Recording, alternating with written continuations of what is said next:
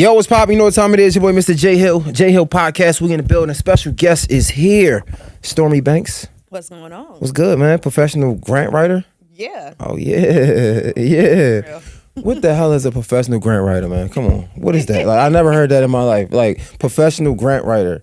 Yeah, because it's people who write grants who don't actually follow the regulations, the code of conduct, and, you know, all of the different things that are put in place. So when you say professional, that means you actually follow the ethics and codes and morals, right? Okay. So when we say grant writer is someone who essentially helps you prepare documentations to submit for money. So we begging, right? We professional beggars, if you really want to put it that way. I like that. We're literally getting money for businesses by writing up documents and articulating their narrative in a way that shines the best light on the business. That's what we do. Okay. How many grants you think you wrote so far? How long you been on this? 2021 is when we launched Pink Print. So it's been 3 years. March was 3 years. That's interesting. Why? 2021. Talk about it. That's a weird time to talk about because that's like coming out of the pandemic. So it's not pandemic, but it's still a little bit of pandemic-ish. Okay. What made you get into it? Yeah, so craziest thing is when the pandemic hit, I was a hairstylist prior to for many years. Pandemic hit New York, we was literally shut down for like 6-8 months, right? Nobody could work except for essential workers. So I wasn't making any money and I had to maneuver very quickly. So I went to Tennessee and I decided to work in my homegirl salon because Tennessee was still pretty open. Ended up working with her, doing a lot of things. She ended up robbing me. That's a whole nother story. But that is what led me into, you know, getting into grant writing. I got robbed in August of 2020. I started my company in March of 2020. How did she? I know you told the story a million times. Yeah. Like, was it like with the strap, like big gun, or like No. you just stole your money? It was sneak thief. So Okay. I learned so many lessons for that. I thank God so much that it happened. I think it was the best thing that could have ever happened in my life. But I went to Atlanta to go scope out salons because I was like, girl, I'm making money. I'm saving up. Like, I'm about to go to Atlanta. I was on FaceTime with her, showing her everything. You know how you do with your homegirl, whatever, or your homeboy. And came back to the apartment we was both staying in. The keys on my keys didn't work on the door. So she had changed the locks. Immediately, I'm already understanding, okay, it's 2 ways this could be going. Yeah. Calling, no answer. Now I understand which way it's going. So I kicked the door in, right? I'm kicking it, like full force, knock it down, go in, straight to my money is gone. It was gone. Because I had it in the closet. Crazy. Which was dumb on my part, but it was what I was doing at the time. How much money was it? It was $50,000. She just stole 50 bands. Yeah. You never seen her again? No. You ain't still looking for her to this Nope. day? Because I feel like Tennessee, is that a southern state? Southern, yeah. So I'm pretty sure the gun laws is pretty... I know exactly where she at. Like, it's not like it's a hidden secret. That was my best friend of 10 years. I know where her mama stay, her daddy stay, her brothers go to school. I know where she at.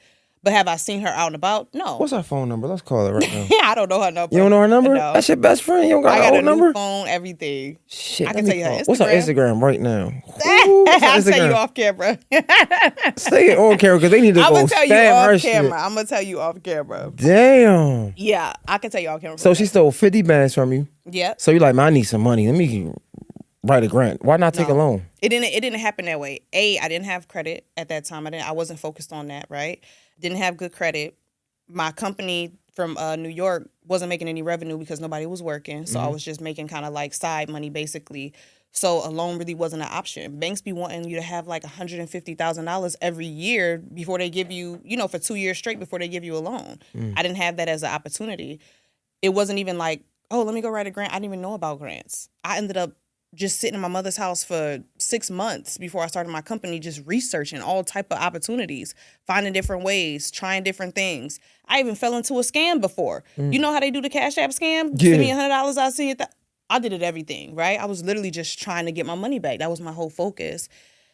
Can't believe it happened one day. I was on a computer and I fell into a congressional hearing. They had a live congressional hearing where they was literally like passing bills and laws. They was like, okay, how much are we giving the education this year, the education department? We're giving $300 million to the education department. We're giving $100 million to the agriculture department. I'm like, so where does that money go? I started looking up the departments. They giving that money out to, you know, small businesses, states, nonprofits. I'm like, wait a second, this might be a ticket. So I fell into it. I started just researching grants, found some grants to apply to, and just started applying, going crazy. And that's kind of how it happened. Damn. So was it hard to do at first? Honestly, at first it wasn't hard to do because I've always been creative. Like, coming from a artistic background, I always knew how to sell.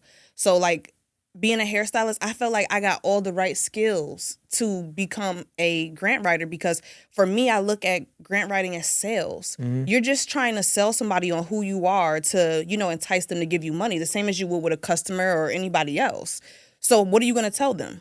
Right? And so I'm just literally reading the question they're asking me and thinking, what do they need to know to give me this money? That's my only thought. What do they need to know to give me this money? Not what do I want? What's my desires? No. What do you need to know? And that's how I approach my whole strategy. So I've literally coined a formula that works. It's literally so good because I look at it like sales. So you don't need credit or anything to get a grant? No, definitely not. Anybody who tells you that you need credit, they about to scam you.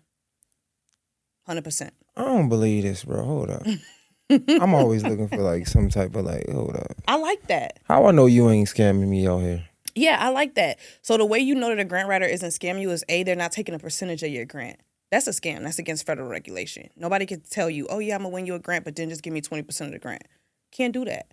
The other way you know somebody's not scamming you is you should get everything that they wrote up, right? If you wrote something up for me or you applied for something for me, I should get email confirmations from the companies.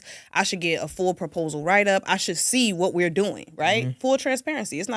I'm not making up where to go. The stuff is online. I'll send you the link. You can go see it for yourself, right? So those are the easy ways where like, okay, it's clearly happening how it's happening. You get what I'm saying? How much money you got yourself in these grants? I do 6 figures a year in grants. A year. And I tell people all the time, I did that in 2021. Once I was like, okay, I made $0 that year from actually work from like my company, but had 6 figures in grants, put it on my tax returns. Then I went to the bank and then they was willing to give me loan opportunities. I said, no, this is a ticket. So this is like on a side, I'm assuming, because like you said 6 figures a year just from grants, but you still do other stuff. I mean, you have your company. You still doing hair and stuff or no? No. That's done. So when you say 6 figures though, because that could be like low 6 figures. It was like $106,000 my first year that I won. But now you're doing $200K, $160K in those ranges. Like, what's your average grant that you're getting when you're applying for it? $25,000. I typically go for $10,000, $15,000, $25,000. Those ones award the quickest and they're the easiest to write up. And I could easily. So you can give me a $10,000 grant right now? It's not going to happen right now because there's an open date, a closed date, and then there's an application period where they actually going to give it to you. It's going to take like 90 days, honestly, for them to actually tell you who won the award. Oh, okay. So it's not going to happen right now. Absolutely not. What's your like percentages of like winning somebody a grant? Last year we had a 94% win rate. Damn. And that's not 94% that I'm going to get you right here a grant. That's 94% out of all the clients we work with. So if we worked with 1,000 clients, 994 of those clients won. How many clients some you had type of last grant. year? Oh my goodness. Countless. Straight up. You told me 94%, so you can give me a number. No, I really can't even give you a number on how many clients we work with. Because there's some people who sign up to work with us and then they be like, oh, I'm not going to actually, go through the process of, filling out the questionnaire because I don't have everything situated. Because you got to have some stuff in order, like website, social media, like basic stuff. But a lot of people just don't be doing that part of the business. But yeah, it's countless. Yo, you say you learned a lot from your best friend robbing you. Yeah. When the last time you I know you know the story. When the last time you looked at one of your interviews and you talked about the story? When the last time you did that? Watched an interview of me telling the story? I haven't. You haven't at all? I never watch a full interview back, front to back. Shit. You do? You be watching all yours? Me neither. Yeah, I was just curious. Because I was wondering, what is something that you might have thought, like, I know you talked about it 100 times, but sometimes we talk about things and we be like, man, you know what? You learn something from telling a story that you probably ain't even processed before, if that makes sense. And I was wondering if you learned anything differently that you might not have spoke about, but you might have recently learned. even though that situation is old though. Yeah. I couldn't tell you because I don't rewatch them, but I know what I did learn is like, don't tell everybody everything. Don't tell anybody everything. You know, I was so transparent and open with her. I'm so guarded now with like information that I give. Like I'm very particular on what I tell people because about personal stuff, because I know that they'll use it against you one day. You know. Also, I learned how to manage money better. Like I'm so economical when it comes to what I spend my money on. I'll literally will be like, that bar of soap is, it's $5. I'll be like, man, can I make that myself? And, I'd be like so cheap, like frugal to the bone, just because I understand, wow, I had $50,000 that I literally lost, was taken from me that I could have did all these things with. And it's taught me just the value of $1 so much, So like those are like some main ticket points that I've learned from that. And then also just getting from that situation, I learned my strength a lot. Like I'm like, damn, I really got robbed and I'm up. Like a lot of people don't come back. And I came back like by the end of 2021, I was up. Had bought my first property, like had my own place, had my own car, like was teaching people how to do it, impacting my community. I was dumb up. I'm like, it ain't even been a year. So I just learned a lot about myself. Nah, facts. I think, bro, situations like that is super important because it's like you need situations like that to really be successful. Or to like just situations of triumph in general, right? You got to go through something to get through something. But from my experience, like I went through a few things like that. But still to this day, it don't feel good. Like I think about it. Like when I got fired one time, and like that was like my dream job, and I still be thinking about it to this day. And I'm doing I'm successful. I'm doing really well, but I still be like, man, fuck them niggas. Yeah. I was wondering, like, do you still think about that though at all? Like your friend, not even just the money. That's a friend. That's a best friend. Yeah. Man, being completely honest, it faded from my mind, over time. But it definitely, if I really was to sit and get into it, yeah, it would hurt. But now I kind of compare it just to, what if that didn't happen? Like I really look at, damn it, okay, if that didn't happen, what would I be doing right now? Like, would I be in this position? Would I be where I'm at? And I think that kind of trumps the negative part of it. Yeah. Because I'm like, I kind of feel like I had to lose her in order to really, like, shake off that dead weight and excel. Because the things that we used to talk about, oh, yeah, let's go to Atlanta, some rich niggas. Like, that shit was toxic. And it wasn't getting us nowhere. And now, I don't even consider the type of stuff that me and her used to talk about. Not even because I'm where I'm at, but because she's not around. So I'm like, I'm actually happy. I'll be like, literally, thank you for robbing me if you watching this. Because it changed my life. I don't know, man. Nah, you're right. That's just a hard pill to swallow. It is. Because like sometimes even in relationships, like in general, like I feel like a lot of times we are with somebody or we keep these relationships because of time spent. And like you just dwell on that time spent. But a lot of times, man, that shit be holding you back. Every time. And it's like, man, to think about losing one of my best friends because we just, I don't know, not on the same page. I don't want to do that. But sometimes we got to do that. Yeah. No, it's so necessary to be in the right environments and with the right people. And like you really do become what you spend your time consuming. And that's not just food, that's people, that's thoughts, that's books, that's music, that's everything in your whole environment. Even if your environment is cluttery, like dirty, junky, it's like you just have a disorganized mind. That's why when it comes to like my house, I don't play about that. Like, I have to be in an environment every day that I can feel good in so I can think with clarity, move with intention, and just feel at peace. That stuff is too real. Let's take a quick break real quick. Yo, this episode is sponsored. This is my first time ever doing something like this. This episode is sponsored by Los Hermanos, and I got y'all some drinks, right? I wanted y'all to taste it. Tell me what y'all think. Also, while we doing that, shout out to the Pro Creative. We in the space. If you like this space, you're looking to record, make sure you hit up my guy. What is it, Joe? The Pro Creatives on Instagram? At the Pro_Creatives. Make sure you hit them up. Taste it. Tell me what you think. Tell me, hey, don't lie. When I do sponsorships, I do real sponsorships. So they're going to have to take the good and the bad. So you tell me exactly what you think. Tell me if you like it or not. Well, I'm not a connoisseur, but I like it for me. Mm-hmm. I think that it has like a sweetness to it, but it's still like, reposado. Yeah. I think that it goes down pretty easy for me. And I think especially if you did it mixed, I think it would really be popping. No cap. No, I was curious. A lot of people said they like it. Like, we've been getting a lot of good reviews on it. Yeah. Shout out to my guys at Los Hermanos, black-owned businesses. Rock with the people that rock with you. Yo, talking about friendships. You come down here in Atlanta. You from New York, right? Mm-hmm. You come to Atlanta. You get to it. You get busy writing grants. But I feel like in this space, especially Atlanta, there's like a lot of entrepreneurs down here. I mean, more than I've ever seen in my life. It's like, God damn. How do you like it? Like, are you... Because we talked about it off camera, and we could have the same conversation, but like, how are you building the relationships? Is it good? You liking it? Nah? How you feel?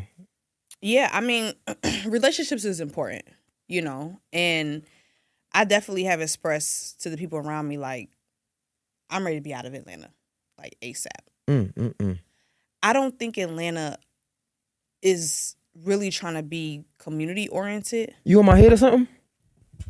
For real? You think of the same thing? It's your interview. It's about you. I'm sorry. No, for real. I don't think it's trying to be community. I think they use those words to like buzzwords to like, yeah, it's a woman empowerment event, or yeah, this is a community. Like, yeah, pay me $50,000 to join a community. This ain't no community. This is a graveyard. These people are drowning in debt, trying to be a part of your community where they barely even get the chance to talk to you. Where's the community in that?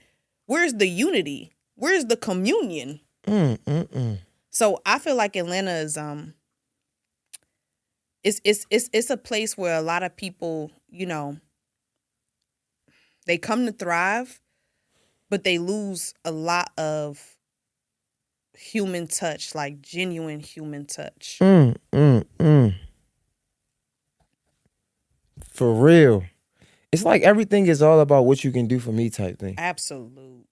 And it's like, I get it, I understand, but like, God damn, it's like you said, they lose like the human touch. I feel like it's a bunch of robots down here. Absolutely. It's like, man, I'm trying to get to this bag, I'm trying to do this, trying to get to everything is about the bag. And I was gonna ask you about the women empowerment events, because I feel like I've been seeing women now, not before, but like calling them out, like, man, this ain't really no woman empowerment. You just trying to get a quick bag. I feel like, I feel like it might have slowed down now, because I feel like now we're coming all the way out of COVID, and we really seeing who's really about it and who's not. For facts, yeah. So it's like, it's starting to die down, but I was just wondering, like, are you still seeing that now?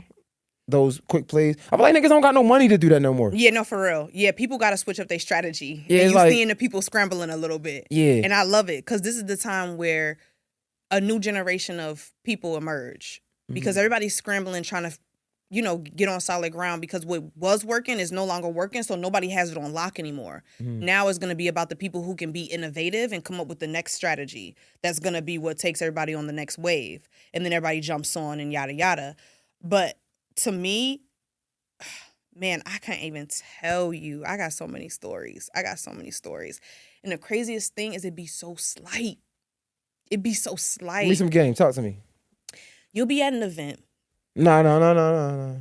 Hold up. Okay, what you want me to That's talk real that about? back. We ain't on no hypothetical shit. We ain't on that. You was at the event. What happened? I was at this one event. I can tell you exact. Come on. Okay. So when I was first coming on the scene, I went to my first event. This was in Atlanta. I had literally flew in from New York. And it was two women's event that I really was inspired by. Like, I would watch them on Instagram. I would see them get on live. Like, no, for real. I'm just the interviewer. I just want to know who is it. I'm not dropping no names. I can tell you that. No free promotion. One thing you got to know, I'm a politic for life. Like, I'm never going to put nobody's name out in there. You know, I'm always going to keep it very, very clean. Okay. All right. These two women clean. that you was inspired by. They had this event, and it was advertised as women empowerment, this amazing event. You're going to learn so many gems. Let me Google this. First and foremost. What year was it? Sorry, all right, my bad. All right. 2 women event. I'm sorry. When we get in the event, first off, they running an hour late. For me, that's a turnoff, you know, for me. How much did you pay? The tickets was maybe $197, if I can remember, either like somewhere in that And they was an hour late? Hour late. Once we got in there, we was sitting around. Now, me, I'm not going to hold you. It wasn't like we was sitting outside. We was inside just waiting on them to come and get the event started. I'm not going to hold you. That was a benefit to me because I'm a mover and a shaker. Mm-hmm. So I used that hour to network. I learned everybody's name in that room, got everybody's contact, everything.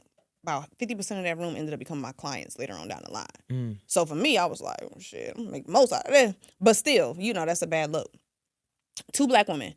And they said they was going to teach all of this stuff. They was twerking. Mm. They were literally turning up, twerking.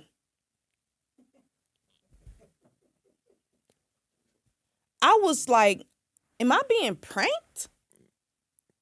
Ashton Kutcher gotta be somewhere. I literally was like baffled, bamboozled. This is crazy. I paid $197 to watch y'all twerk and turn up in, you know, fake gyms. Like when they think they giving you some game, but it's like, we learned that on live. Like we saw you already talking about that on the reel. Give us something that you're not telling us. Mm. We just paid to come and be here. And then, of course, it's the situation where, like, at the end of the event, you know, people acting like they having a good time, but we didn't leave with no notes. The lady, the lady who was, like, the headliner, like, the bigger one of the group who was, like, you know, really reeling people in, she didn't want to hug nobody, take no picture with nobody.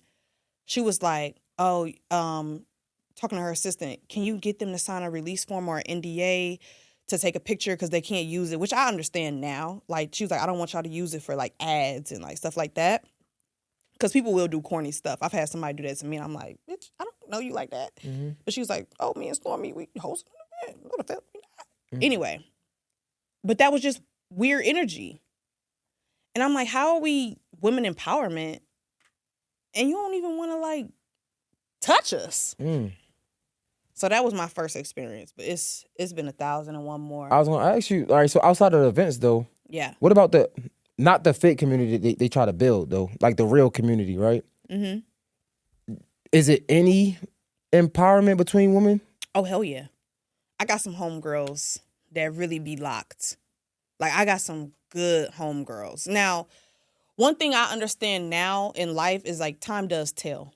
You know, you could be very much in love with each other one day and then turn around and an opportunity presents itself for them to take advantage of it, you know? And I just expect that out of people now.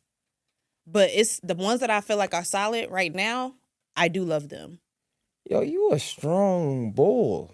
Like, for real? Yeah. Why you say that? Cause you expect the worst out of every single thing. You expect niggas to break up. I expect them to just. It's like, God damn. I don't know if you just a pessimist or you just like, because shit, like I don't expect. How can I get some of that? Because if I expect it, maybe I wouldn't be as hurt when it happened. Because I'd be ready to. Yeah, you know, actually, I was raised in chaos. Like my dad was addicted to drugs my whole life until I was like 15 when my parents got divorced. I'm just used to people being on bullshit. Like literally, no matter how much you help them, love them, talk to them, I just know when an opportunity presents, they will take advantage. Like I've literally seen, and I love my dad, you know, I think that he's a very charismatic person, but I've literally seen my grandmother give me money for my birthday and my dad come up with a reason why he needed it for some fake reason just to get drugs. I expect it. How is that in your relationship? And I know your fiance is here, so this might. Hey. It's just like I'm talking to you, I talk to him the same way. And he could literally tell you everything that I've already thought I'm a straight shooter when it comes to But that. expecting the worst, like that gotta be a strain. Even Yeah. outside of just like engagement, what about clients? Like what about like friends? Yeah. I'm not even gonna hold you. Because when you do that, when it does go sour, which honestly, it does more than it doesn't. It's rare to find people who stand on business, who stand on their word, who are genuine, loving, caring with no ulterior motive. I honestly, it's rare to find it, you know? Um, and so even with being engaged, like at some point, I'm not saying it's going to end because we're going to break up, but even if it ends from death, I just expect that. Like if he dies before me, I expect that that's going to happen, right? So it keeps me a little bit detached, which I prefer. It helps me feel safe to actually enjoy it. If I feel too attached, I honestly don't feel safe. Mm, that's toxic as shit. You think so? Nigga, what? You just said if it's too basically if wait. So if it's too good, I didn't say that. Use my words. the exact words were you don't feel safe if it's I'm sorry, what was it? Too attached. Too attached. If it's too attached, you don't feel safe. So when you say attached, what do you mean by that exactly? So I want to peel back this layer real quick. Yeah, like dependent. Too codependent on Okay. one another. Okay. That's not my preference. I don't want you to have to need me. Okay. And That I makes don't sense. want to have to need you. That I makes don't sense. like that. That gives me anxiety through the roof. Friends, family, clients, fiance. But in life, sometimes things happen, Mm-hmm. right? And sometimes we might need people in certain situations. Right, but I'm saying in like more with the fiance question, that's like the long term, right? Like long term is like I need you to be here or do these certain things so that I can be able to like live. I hate that with a passion. Even with my clients, how I move in life is like, let me educate you and edify you so you could do this even if I wasn't here. Because you're not always going to have me. Right. Like when my clients sign up to work with me, we literally give them master classes, even if they just paying for the service of grant writing. Master classes, grant lists, like consultation calls, walking you through it. Here's how to do it. Here's the process. Loom videos showing them. I don't want you to need me. If you had to hire me to get the next step going, that's no problem. That's what I'm here to do. But I want you to understand because I don't want you to walk around in your business or your life and feel like if somebody's not here, a part of me is gone. Because once I leave, you should feel like, damn, I gained so much. Like I'm better because I got to be around this person and not because, you had to learn the hard way, but because you actually really up off of being around me. That's how I like to move. So when I see people, they're not learning, they're not growing in themselves, I just be like, yeah, I expect it. I know we talking about like grants and stuff. I'm just curious. Like, this is interesting as hell. Hold on. I'm sorry. This is interesting. But what about you though? Like, what about in the moments where you might not feel like you are growing or like getting better, or like you might just not feel good, like you got robbed. Like I'm pretty sure it was times where you just didn't feel good. Like, do you run away from people at that time because you don't want to feel like you're dependent? And the whole time they might not feel that way towards you. So I'm just curious about that. Like, do you run away from it? How do you deal with those situations? You hit the nail on the head. Absolutely 100%. I like when I got robbed, I had to stay at my mother's house. I had no other options. Like I really needed her. But I used to lock myself in that room. Like I used to be in that room all day. Come out to take a shower, eat something quick and just go back in. And she used to be like, "You can come out and watch a movie and hang out. Like I'm happy that you're here. Like I love you. I want to be around you." And I used to literally like be a hermit. And I do that in every situation. I'm so reclusive when it comes to like I don't want to be dependent. And I think that's part of seeing my dad on drugs. Mm. Like, anytime I get too dependent on things outside of myself, I retract immediately. Because I want to be able to stand on my own 2 feet, always. Financially, emotionally, like everything. Like, I just want to know that I'm good. How does your, like, I hope you're listening, but as your fiance, I'm just curious, like, I'm asking as if I was him, like, how do I love you in those moments, even if I don't know? Because it's times where you might not feel as strong. Mm-hmm. And how do I recognize that you might be retracting? Like, how would that happen? You love me by giving me space. Like, just leave me alone.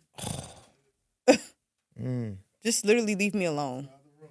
Like, I literally just I just got back from a 2-week solo trip. I went to Spain and I went to Italy. And this has been a tradition that I've had long before my fiance, but it was so great to just be left alone. And it kind of came at the perfect time because it was my birthday trip, yes, but also I was very burnt out from work. Like, I was super burnt out.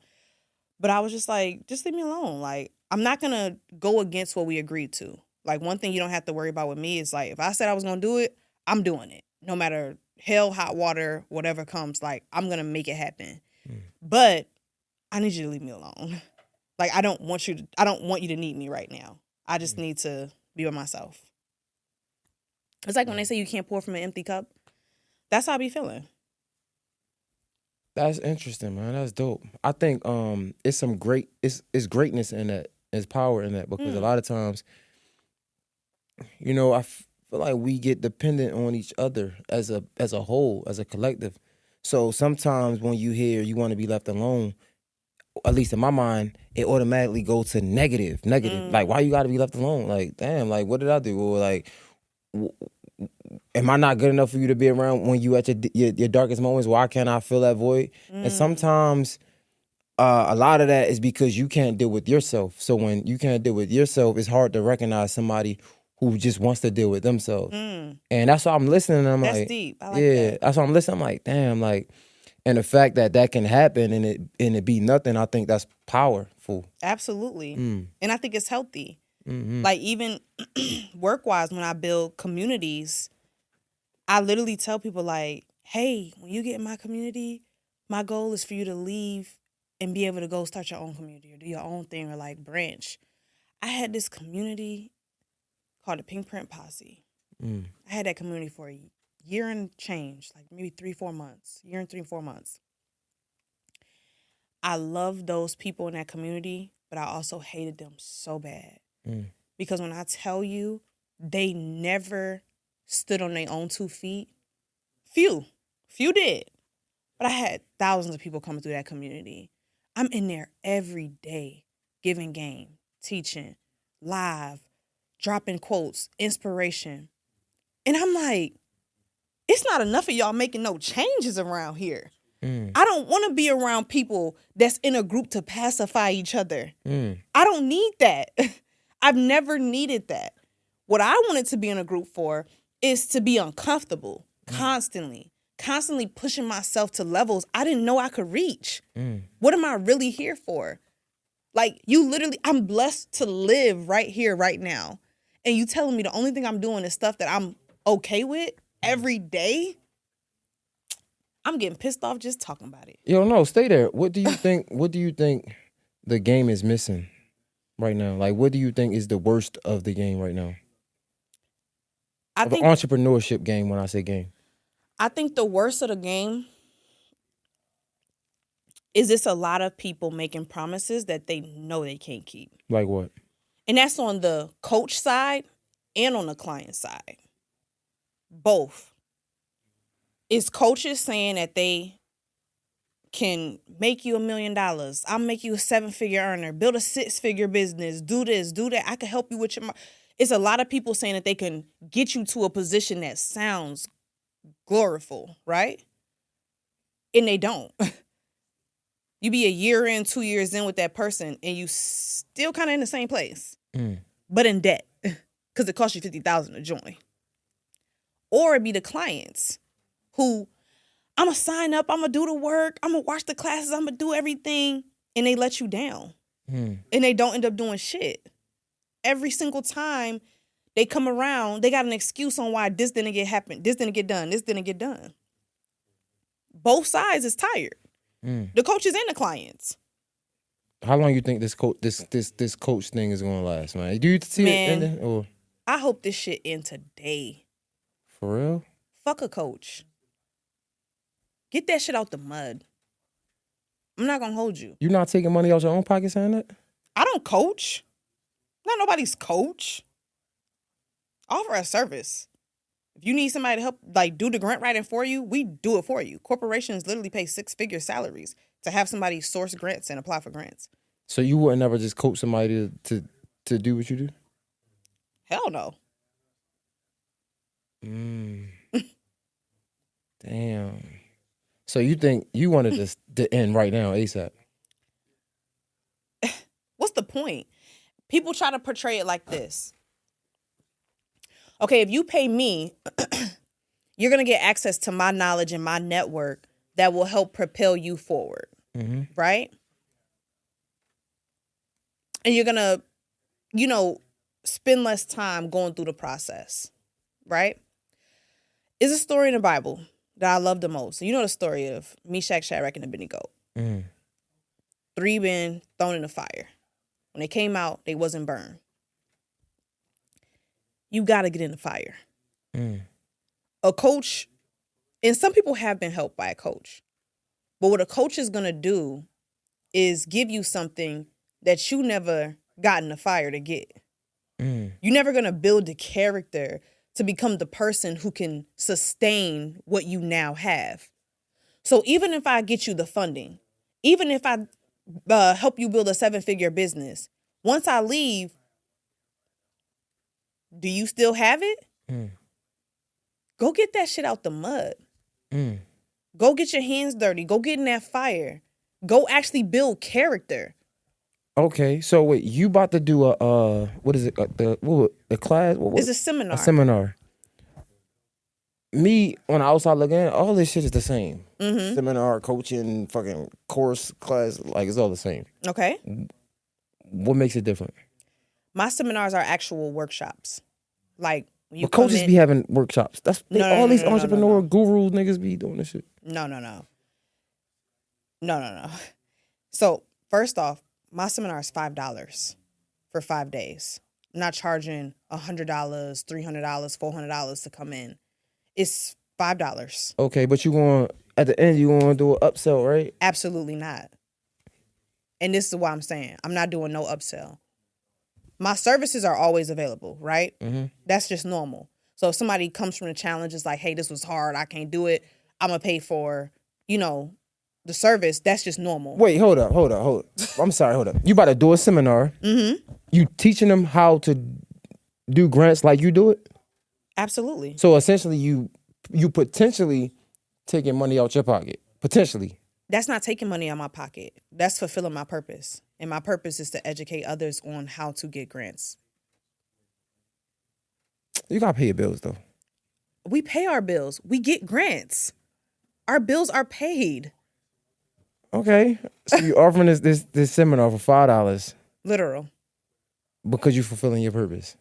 And it sounds cliche, but I literally woke up and God was like, I need you to do this because somebody that's going to get in that room, I'm going to bless them with something else, but I need them to learn this skill first. I don't know what it is, but I swear to God, I woke up and I was like, boom, I'm setting it up. I called my guy. I was like, set the funnel up. I'm pushing it right now.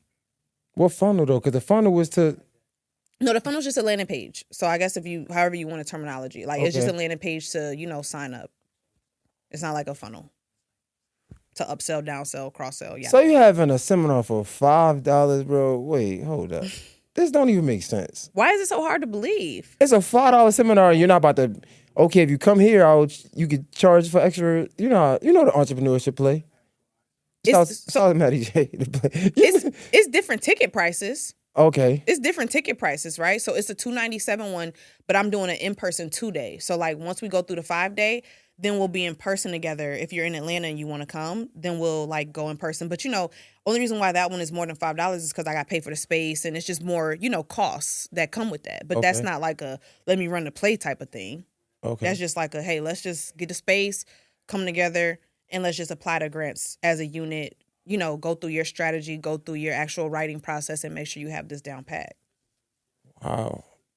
So wait, because I feel like all entrepreneurs will say like their passion, their purpose. Like I feel like I get that. Okay. What makes you different? What makes me different? What makes me different? What is these niggas talking? Y'all about? talking too much, doing God too much. damn, these niggas. Y'all right. literally confusing us. We over here can't even lock in.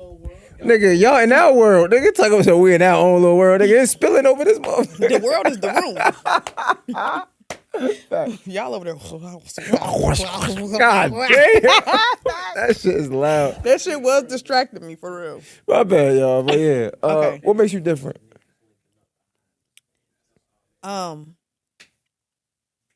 Okay.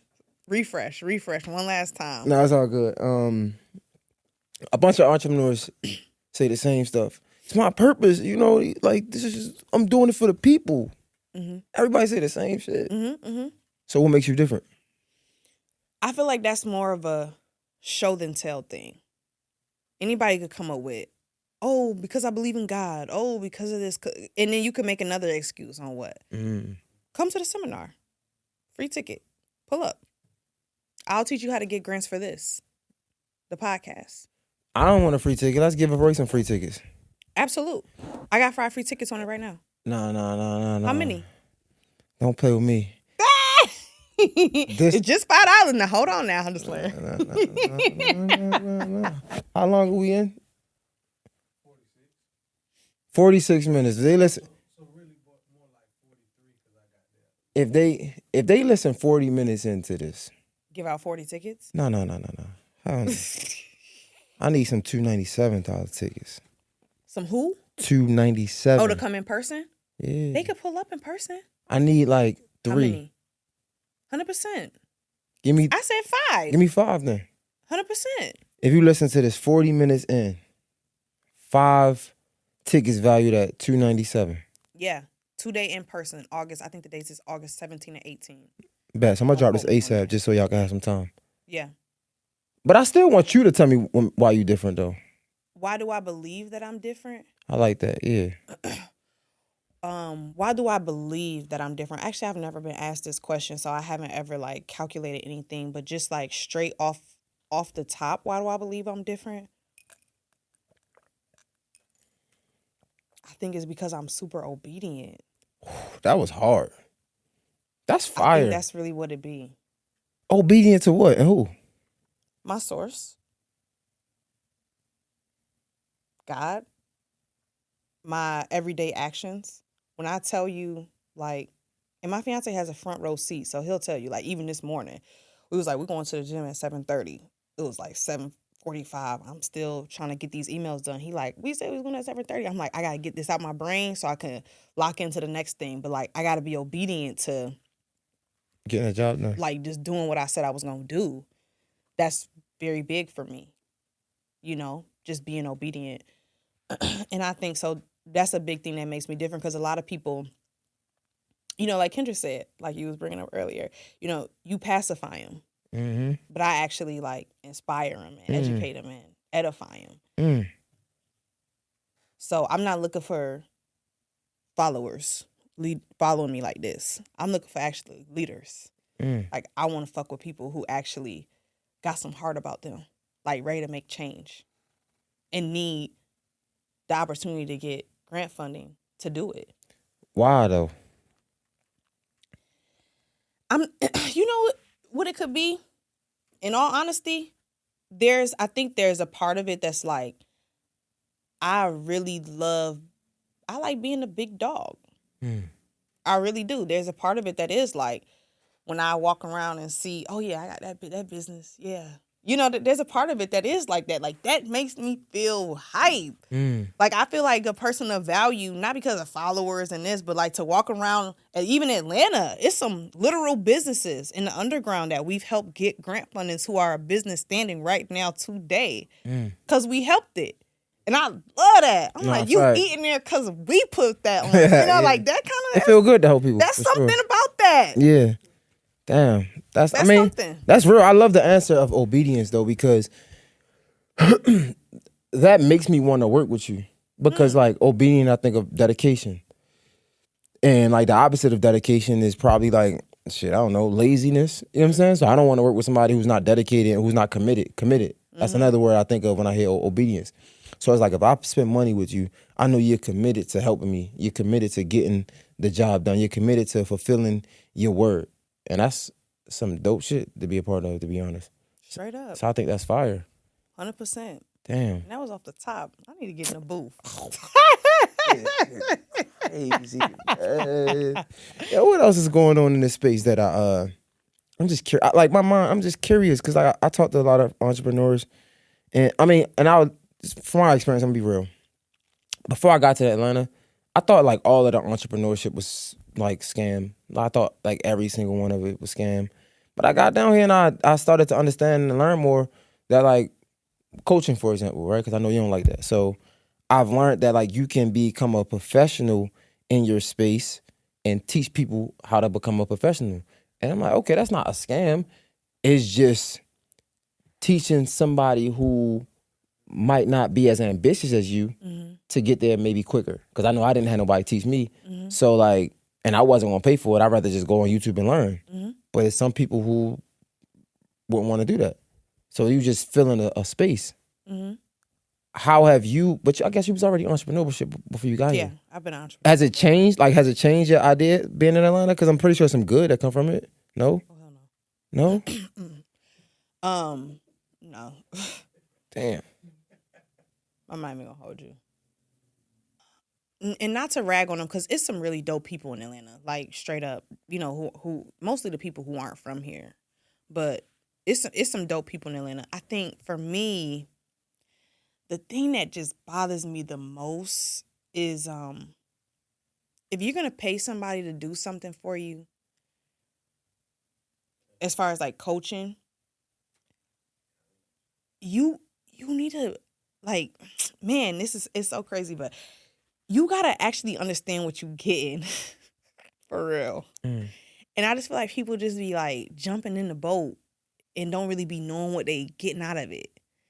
I'm like, I had an opportunity, a deal was on the table for me to work with somebody. Ooh. And it was like, I ain't gonna say no name. All right, I was just gonna ask you. Yeah. Just check, make sure. I'm solid all the way through. So, you know, and it was like, yeah, I got this opportunity to do, you know, this thing with you. And if I give too much information, it'll probably be known who I'm talking about. So I'm gonna keep it real vague. But it was like, you know, I have this opportunity, but when we started chopping up about the business, what they wanted for me to do versus what they wanted to gain, it was very heavy on what I needed to do.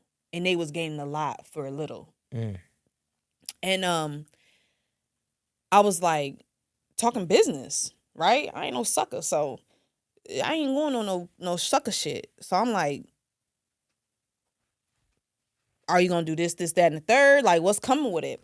And I ended up, the deal fall through, and somebody else ended up hopping on the opportunity, and it's whatever it is. But what I don't think people understand is the value that people could really bring you. Because, okay, you could teach me how to set up this podcast, right? And then I can go home and set up this podcast. But what if I paid you for you to bring me to every event you go to and introduce me in your network as like your friend? I'm like, okay, I'm not going to pay you, you know, $50,000 to learn how to set up a podcast, but I won't pay you $50,000. I want every event that you go to, I want you to bring me with you, and I want you to introduce me as your friend to everybody we network with. That will do more for me than learning how to set up a podcast. I feel like some mentorships offer that here. I've seen people like... Which ones? So I'm different. I say names. Go ahead. So, for example, and I don't know this man business like that, right? But let's say, for example, right? Again, I don't know this man like that, but I've seen like people brag about his mentorship, and I've seen like I think I've seen one particular person, he said, that took his mentorship, like be with him a lot. I've heard great things about Yeah, so it's like I've seen people do like not just show you how to do the business, but okay, now you're a part of my crew. Like now you're a part of my team. And like matter of fact, I think I spoke to one person in particular, and he was like, "Yeah, bro, like I started hanging with him after taking his mentorship, and it really turned me up." Did that person make a certain amount of money before he got to hang? Before, Right. You don't know the process. I don't know. I just know he was like, man, after it changed my life. Yeah, that I think that would be. I don't know either, Mm-hmm. but I think that would be the ticket of, is it I'm hanging with you because I paid you, or is it because I'm hanging with you because I've gotten a result and you like to show me off as a trophy of my stuff works? Wow, wait. I don't know, but I'm just saying. What's wrong with either? Because I never even thought of that. What's wrong with either or? Because like if It's a difference. That's so, a if difference. I'm your trophy, right? Hey everybody, this is my student. They did $1 million their first year after joining my program. Yeah, talk to Benny. Benny made $1 million working with me.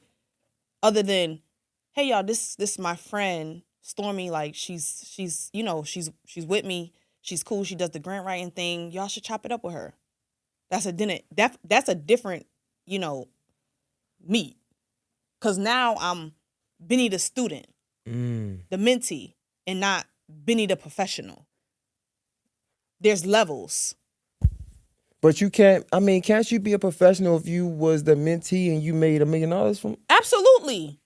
But the introduction matters. It does. Oh the my introduction gosh. matters. It does. One thing my brother told me a long time ago, my brother, shout out to Brandon. He works for OTX. He's like their general contractor for you know the OTX stadium? OTE. Oh yeah, the Overtime Elite Stadium. Yeah. But it's OTX, Overtime Boxing. Oh, But, okay. yeah, that's their whole thing. But anyway, he told me long ago, the way you get in matters. 100%. I believe. And so when the door opens, I don't want to be behind you. I don't want you to be like, yeah, this is my student. Like, nah, I'm big dog. I'm me. You right, bro. You know it's funny because I'll be telling my peers this, and sometimes it come off wrong. I'll be like, bro, certain events I don't want to go to because if I'm not introduced as who I am, then I'm just somebody that was standing in the crowd. And there's nothing wrong with people that standing in the crowd. I literally just had this conversation. But it's like, I'd rather not, because if I'm on the outside trying to get in, they don't look at me as peers when I know we peers. And now when you do get in, you got to work your way up to change the narrative. Exactly. I don't have time for that. Yeah, no. It takes more time to change somebody's mind than it does to just be introduced properly. Oh, my gosh. That's the thing. Is the program to show the trophies, or is the program to actually bring you in on the level? I don't know, but that's the thought. That's crazy. Damn. But, all right, so I'm just playing devil's advocate. If I'm offering we still on entrepreneurship. If I'm offering something and it works and I'm able to show the trophies, I mean, that does say something about my business 100%. model. I would assume. Yeah. What's the success rate? That would be my next question. Depends on how many trophies I got. Versus how many people came through. I asked we that. always see Benny. Where's the others? I asked that because when I'm thinking about this entrepreneurship stuff, again, it be so many scammer words out there, scammer alerts out there. It's like, I don't know who to trust. Yeah. So now I'm just like, man, shit, I'm just glad to see Benny. Because if that's a success rate, then I could trust it. Yeah. Right. 100%.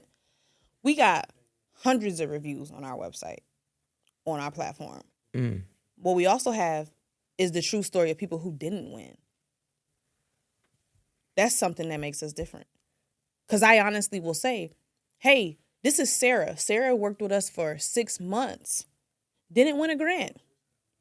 This is her business. This is the structure. This is the model. So what we had to do is we had to rearrange Sarah's grant proposal. We had to go with a new strategy. But we're committed to working with her until she does see success. It's a lot of clients that we working with at this point pro bono. Because we want to try to see success. And some clients fall off because they get mad and do what they do. You know, that's how people are. I'm not going to chase nobody. But the ones who are like, hey, I didn't win anything, I'll be like, come on, let's work together. Let's figure this out. Like, I want to at least try to get you to a point where you feel comfortable with what you got. Ain't a lot of people doing that. I'm admitting the right, wrong, and indifferent. That's dope. Yeah. We literally have on our website, because you know when you go through the funnel, you on a page, oh, I won. Where's the people that didn't win? Because those are the people that's at the events talking shit about you in person. Facts. Those are the people that's under other people's DMs and they's like, yeah, I ain't win that bitch. You know, those are the ones that you need to look out for too. Creating Facebook groups talking shit about you. Stormi's a scam. I don't have that, but those are the ones that do that type of stuff. You didn't get the scam yet? No, I don't have no like Stormi's a scam Facebook page. Thank you, God. Okay. But those are the ones that be mad, and they don't even be mad because they didn't get the result. They be mad because nobody cared to help them get the result when they didn't. Yeah. So it's that little extra piece that be like, okay, I can't guarantee you're going to win a grant. I'm a grant writer. I'm not the person giving you the money. I think I have a really great strategy, but if you don't win, let me know. How much do I have to pay you? Is it the $297 or like? The $297 is a one-off opportunity. Okay. That's for the one-off opportunity. You get the 5-day masterclass and the 2-day in person. Before you tell me, let's create something. I don't know what they got to do. Comment. I don't know what they got to do to get this 5 people, $297 for the masterclass. How we gonna choose the people that win? Yeah. We got to come up with something. How long we in, Joe? Right at hour. 57 minutes. Hey, 50 minutes if they listen this far. They give them something. Okay, to choose the 5 people that could get in, tell us in the comments why you deserve to win. Okay, cool. I like that. We're gonna pick from there. Bet. So finish saying what you were saying. Do you remember? Shit. Damn. My bad. I apologize. It's definitely gone. Where we was going? We was going somewhere with it. It's gone. Damn, man. I'm It's sorry. gone. No. I was asking how much. How much? Oh, like? do you have to pay me? Okay. The service starts at $597. Okay. For what grant though? Anyone? So we do our packages like this. We could write the grant proposal for you, because if you get a overarching grant proposal, you could use that for 12 months and apply to almost any grant other than federal ones, because federal grants have a very specific format. But like all the corporate grants that come out, which this lingo, I don't want to use like jargon, but like the easy grants people see on like Hello Alice or like Amber grants and stuff, like you can apply to that easy with one grant proposal. What is that? Amber grant? Like Hello Alice? Yeah. It's a website that you can use to find like other grants. Okay. So like Hello Alice, Hello Skip. Those grants are super duper easy. Those are the grants that I always go for because they give the money faster. Now you can use the same proposal. That's my whole strategy. Use the same proposal on everyone. If you do the $900 package, that's where we actually like still write the proposal for you, give you everything, but we also find and apply to 3 for you, right? So with the first package, we don't find and apply to any grants for you, but we do give you a list of grants, which we update, which is our personal database that you can use to, find the grants, but we just write the proposal. People don't know it takes like 60 hours to write a grant proposal.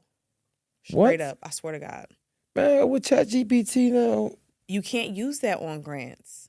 They have a system called Zero GPT, which detects AI language. And grantors are using that because it's a competition-based program. They're using that to detect AI language, and they're throwing those in the garbage, like, immediate. Even if it's as low as, like, 10%, they're throwing them away. So, it's $900 for, like, the highest package? $2,000 is our highest, and that's when we do the whole process with the proposal, and we find and apply to 8 grants for you. And that's 94%. It's not 94% per person. Yeah, and that like has for to your be business. clear. Yeah, that has to be very clear. Like, it's not, hey, you sign up, I 94% guarantee you're going to get a grant. It's not like that. It's from all the clients we've ever worked with. When I tell you, it differs per business, per time you sign up because grants open and close. It's not even the same grants available by the time you sign up and by the time someone else does. There's so many factors that we have to really be very clear that when you're signing up because you don't have the time, you don't have the skill set, and you want to work with somebody who can position you for better chances of winning. Not because you're like, I don't have no rent money, let me sign up so I can, get awarded by tomorrow. Now, are we confident in our skill set? Absolutely, hands down. But I don't want anyone to come with the feeling like, I'm going to get a grant. If I sign up, it's guaranteed. I never want anyone to sign up under those conditions.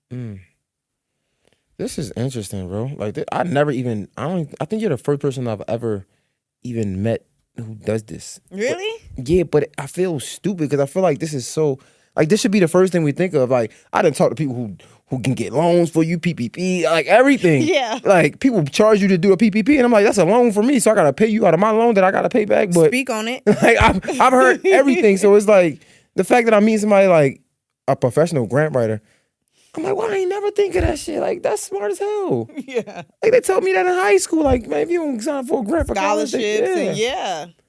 That's crazy. Yeah. And they giving out that money, like, because you got to remember, like, the economy needs small businesses, period, to be able to, like, thrive. So they got to support you. I always say the government is the best baby daddy you going to get. No, I don't say that because these baby mamas put niggas on child support because that's the government. That's the grant. That's some. The grant is child support. It's money you don't got to pay back. No credit check, no revenue needed. Don't listen to her. That's a scam. If you're doing that, you scamming. You one of these scams. You're an if you're a baby mother with your baby father on child support, you a scam. If you a solo entrepreneur, you need to find the government as your baby daddy. If you're a baby mother with your baby father on child support, you an entrepreneur at this point. Hey, goddamn, you fucking scammer. Goddamn scammer. But nah, this is good, man. This is damn, man. Did we miss anything? We covered a lot. This is good, bro. I appreciate you, man. For the people that don't know, let them know how to follow you, how to sign up and all that. What's up, everybody? Thank you guys so much for tuning into this episode. This is your girl, Stormi Banks, and you guys can follow me throughout all social platforms at StormiBanks_, and that's Stormi with an I. How many podcasts you been on, bro? That shit was perfect. Like, what the hell? You know, my fiance does podcasts, so we film and talk all day. So talking has become so natural. Okay, fiance. He let me up. Okay, fiance. You better say that. My fiance does podcasting. I mean, we film all the time. This is fire, man. I appreciate you pulling up. Shit. Make sure you comment on the one of our post. Right, we're gonna do collab posts. We're an hour in.